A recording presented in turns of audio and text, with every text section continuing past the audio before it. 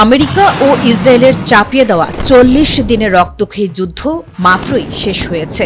ধ্বংসস্তূপ থেকে ফিনিক্স পাখির মতো নতুন শক্তিতে জেগে উঠছে তেহরান। ওয়াশিংটনের সাথে সুইজারল্যান্ডে চূড়ান্ত শান্তি চুক্তির ঠিক দুদিন আগে মস্কোর বুকে এক ঐতিহাসিক ধামাকা ঘটালো ইরান। পশ্চিমার সমস্ত নিষেধাজ্ঞা আর রক্তচক্ষু উপেক্ষা করে রাশিয়ার সাথে এক নজিরবিহীন চুক্তি সম্পন্ন করেছে ইরানের রেড ক্রিসেন্ট সোসাইটি। রাশিয়ার রাষ্ট্রীয় বিমান প্রস্তুতকারক কোম্পানির কাছ থেকে সরাসরি ২০টি অত্যাধুনিক হেলিকপ্টার কিনতে যাচ্ছে তারা। মস্কোর জমকালো অনুষ্ঠানে ইরানের রেড ক্রিসেন্টের প্রধান পীর হোসেন কলিভান্দ এবং রাশিয়ান হেলিকপ্টার্সের ডিরেক্টর জেনারেল নিকোলাই কোলেসভ এই সমঝোতা স্মারকে দস্তখত করেন। কলিভান্দ এই চুক্তিকে ইরানের ইতিহাসে সম্পূর্ণ নজিরবিহীন বলে উল্লেখ করেছেন। এই মেগা ডিলের মূল লক্ষ্য হল যুদ্ধ পরবর্তী ইরানের লজিস্টিক এবং আকাশপথের উদ্ধার ক্ষমতাকে এক ধাক্কায় কয়েক গুণ বাড়িয়ে নেওয়া। ইতিমধ্যে ৪টি হেলিকপ্টারের চূড়ান্ত চুক্তি সম্পন্ন হয়েছে, যা আগামী ২০২৭ সালের মার্চ মাসের মধ্যেই তেহরানের হাতে এসে পৌঁছাবে। পুতিনের দেশ থেকে আসা এই চপারগুলো সাধারণ কোনো বিমান নয়। এগুলো সম্পূর্ণ আধুনিক প্রযুক্তিতে ঠাসা এবং এতে রয়েছে উন্নত নাইট ভিশন সিস্টেম।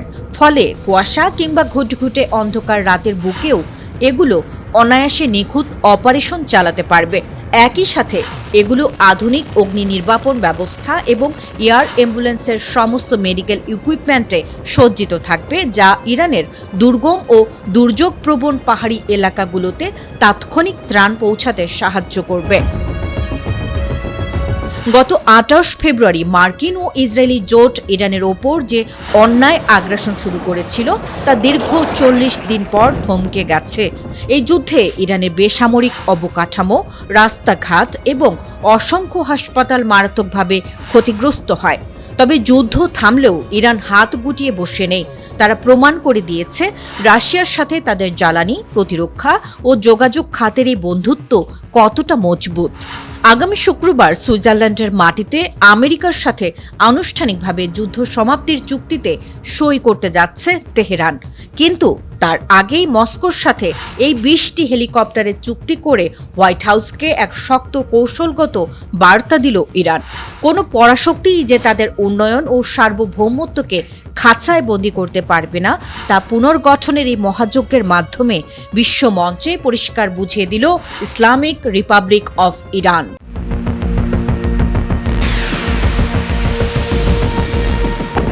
মধ্যপ্রাচ্য থেকে শুরু করে ইউরোপের রণক্ষেত্র, আকাশে আধিপত্য বিস্তারের লড়াইয়ে আমেরিকা এবং রাশিয়া তৈরি করেছে সম্পূর্ণ ভিন্ন ঘরানার দুটি মরণাস্ত্র। আপাত দৃষ্টিতে দুটোই সামরিক হেলিকপ্টার হলেও এদের ভেতরের প্রযুক্তি, ইঞ্জিনিয়ারিং এবং রণকৌশল সম্পূর্ণ বিপরীত মেরুর। আমেরিকা যেখানে নিখুঁত ডিজিটাল সেন্সর এবং লুকিয়ে থেকে আক্রমণের ওপর ভরসা করে, রাশিয়া সেখানে তৈরি করেছে ঘণ্টায় ৩০০ কিলোমিটারেরও বেশি গতিসম্পন্ন একটি উড়ন্ত লোহার দুর্গ। রাশিয়ান হেলিকপ্টার ডিজাইনের মূল ভিত্তি হল গতি এবং দানবীয় শক্তি। এদের বিখ্যাত Mi-24 হিন্ট বা Mi-35 হেলিকপ্টারগুলো বাতাসে স্থির থাকার চেয়ে প্রচণ্ড গতিতে শত্রুর ডিফেন্স লাইনের ওপর দিয়ে ঝড় বয়ে নিয়ে যেতে পছন্দ করে। রাশিয়ান ইঞ্জিনিয়াররা এই চপারগুলোকে বানিয়েছে একটি উড়ন্ত কামান হিসেবে। শত্রুর তীব্র বোমা বর্ষণের মধ্যেও পাইলটদের সুরক্ষিত রাখতে এর পুরো ককপিট তৈরি করা হয়েছে একটি খাঁটি টাইটেনিয়ামের টপ দিয়ে। ফলে রণক্ষেত্রের ১২.৭ মিলিমিটারের বিধ্বংসী বুলেট বা ভারী এক্সপ্লোসিভ রাউন্ড আঘাত করলেও এই কপ্টারগুলোকে আকাশ থেকে নামানো প্রায় অসম্ভব। এখানেই শেষ নয়, রাশিয়ার ইঞ্জিনিয়ারিংয়ের সবচেয়ে অদ্ভুত দিক হল এদের দ্বৈত ভূমিকা। আমেরিকা যেখানে অ্যাটাক এবং ট্রান্সপোর্ট হেলিকপ্টার সম্পূর্ণ আলাদা রাখে, সেখানে রাশিয়ার একটি মাত্র Mi-24 কপ্টার ভারী বোমা বর্ষণ করার পাশাপাশি একসাথে ৮ জন সম্পূর্ণ সশস্ত্র সেনাকে অনায়াসে যুদ্ধক্ষেত্রে নামিয়ে দিতে পারে। ঠিক এই জায়গাতেই মার্কিন যুক্তরাষ্ট্রের দর্শন সম্পূর্ণ ভিন্ন। আমেরিকার AH-64 অ্যাপাচি কোনো সাধারণ যুদ্ধবিমান নয়। এটি আসলে আকাশে উড়ন্ত এক শতভাগ ডিজিটাল সুপার কম্পিউটার। আমেরিকা সরাসরি শত্রুর বুলেটের সামনে যাওয়ার চেয়ে পাহাড় বা গাছের আড়ালে লুকিয়ে থেকে নিখুঁত স্নাইপিং করতে পছন্দ করে। এর সর্বাধুনিক ডিজিটাল সেন্সর ও রাডার বহুদূর থেকেই শত্রুর অবস্থান ট্র্যাক করে নিখুঁতভাবে গাইডেড মিসাইল ছুড়ে দিতে পারে। অ্যাপাচির সবচেয়ে ভয়ঙ্কর প্রযুক্তি হল এর 30 মিলিমিটারের চেইন গান, যা সরাসরি যুক্ত থাকে পাইলটের হেলমেট ডিসপ্লের সাথে। পাইলট চোখের ইশারায় যেদিকে তাকান, কপ্টারের নিচে স্বয়ংক্রিয় কামানের মুখটি ঠিক সেদিকেই ঘুরে যায়। 300 মাইলের বিশাল কম্ব্যাট রেঞ্জ নিয়ে এই হাইটেক চপার টানা 2.5 ঘন্টা আকাশে রাজত্ব করতে পারে। রাশিয়ার দর্শন হল গতি, ভারী বর্ম এবং সরাসরি আক্রমণ। আর আমেরিকার মূল অস্ত্র হল নিখুঁত দূরপাল্লার স্নাইপিং এবং সিচুয়েশনাল অ্যাওয়ারনেস। দুটি ভিন্ন মতবাদের এই আকাশ যুদ্ধের ইঞ্জিনিয়ারিং প্রমাণ করে দেয় শত্রুকে ধ্বংস করার জন্য দুই পরাশক্তি নিজেদের প্রযুক্তিকে কোন চরম পর্যায়ে নিয়ে গেছে।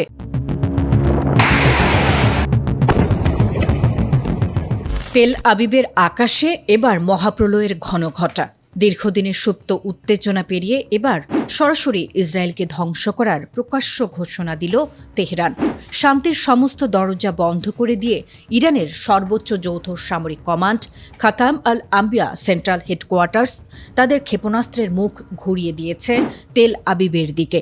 পরিষ্কার জানিয়ে দেওয়া হয়েছে, দক্ষিণ লেবাননের পবিত্র মাটিতে আরেকটি আঘাতও সহ্য করা হবে না। আন্তর্জাতিক মহলকে বৃদ্ধাঙ্গুলি দেখিয়ে এক ভয়ঙ্কর খেলায় মেতেছেন ইসরায়েলি প্রধানমন্ত্রী বেনিয়ামিন নেতানিয়াহু। মার্কিন প্রেসিডেন্ট ডোনাল্ড ট্রাম্পের যুদ্ধ সমাপ্তির প্রকাশ্য ঘোষণা এবং শান্তি প্রক্রিয়াকে সম্পূর্ণ ধূলিসাৎ করে দিয়েছে IDF।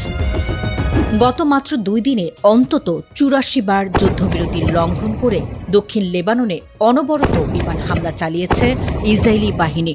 ওয়াশিংটনের নির্দেশকে এভাবে অমান্য করায় খোদ হোয়াইট হাউসের অন্দরেও এখন তীব্র ক্ষোভের আগুন জ্বলছে। কয়েকদিন আগেই হোয়াইট হাউস ও তেহরানের মধ্যে আঞ্চলিক যুদ্ধ বন্ধের যে সমঝোতা স্মারক স্বাক্ষরিত হয়েছিল তা এখন মৃতপ্রায়। ইরানের শীর্ষ নেতৃত্ব স্পষ্ট করে দিয়েছেন, ওয়াশিংটনের সাথে আলোচনার টেবিলে বসা মানে এই নয় যে তারা তাদের দীর্ঘদিনের আঞ্চলিক মিত্রদের একা ছেড়ে দেবে। শান্তির আড়ালে ইসরায়েলের এই রক্তক্ষয়ী প্রতারণা ধরে ফেলেছে ইরান। লেবাননের মাটিতে চলা এই নির্মমতা বন্ধ হওয়াই ছিল চুক্তির প্রধান শর্ত। অথচ ইসরায়েলি জেনারেলরা অহংকার করে বলছেন এই সামরিক অভিযান থামবে না। ইসরায়েলের এই আগ্রাসনের ফলে পুরো লেবানন আজ এক জীবন্ত নরক। মার্চের শুরু থেকে চলা এই পৈশাচিক অভিযানে হাজার হাজার নিরীহ মানুষ প্রাণ হারিয়েছেন। নিজেদের ঘরবাড়ি, জমানো পুঁজি সব ফেলে উদ্বাস্তু হয়েছেন 10 লাখেরও বেশি মানুষ। দক্ষিণ লেবাননের বিস্তীর্ণ অঞ্চল বছরের পর বছর ধরে অবৈধভাবে দখলে রাখার পর এবার আরও ভেতরে ঢুকে নতুন করে জমি গ্রাস করতে চাইছে ইসরায়েলি সেনারা। কিন্তু এই অন্যায় আর মুখ বুজে সইবে না তেহরান। ইরানি সামরিক কমান্ডের এই বার্তা কোনো সাধারণ হুমকি নয়, এটি ইসরায়েলের পতন ঘণ্টার এক চূড়ান্ত কৌশলগত সংকেত। আমেরিকার তৈরি আকাশ প্রতিরক্ষা ব্যবস্থা যে ইরানের অত্যাধুনিক ড্রোনের সামনে খড়কুটোর মতো উড়ে যায় তা ইতিমধ্যেই প্রমাণিত। নেতানিয়াহু এখন এক চরম আত্মঘাতী খাদের কিনারায় দাঁড়িয়ে আছেন। ট্রাম্পের চাপানো যুদ্ধবিরতি মেনে নিয়ে লেবানন থেকে পিছু হটা অথবা ইরানের ক্ষেপণাস্ত্রের আগুনে নিজেদের অস্তিত্ব পুড়িয়ে ছাই করা, এই দুয়ের মাঝেই লুকিয়ে আছে তেল আবিবের ভবিষ্যৎ। তেহরান তাদের শেষ আলটিমেটাম দিয়ে দিয়েছে, দক্ষিণ লেবাননে রক্তপাত অবিলম্বে বন্ধ করো, নইলে মধ্যপ্রাচ্যের ইতিহাসের পরবর্তী রক্তিম অধ্যায়টি লিখবে ইরানের ক্ষেপণাস্ত্র আর সশস্ত্র বাহিনী।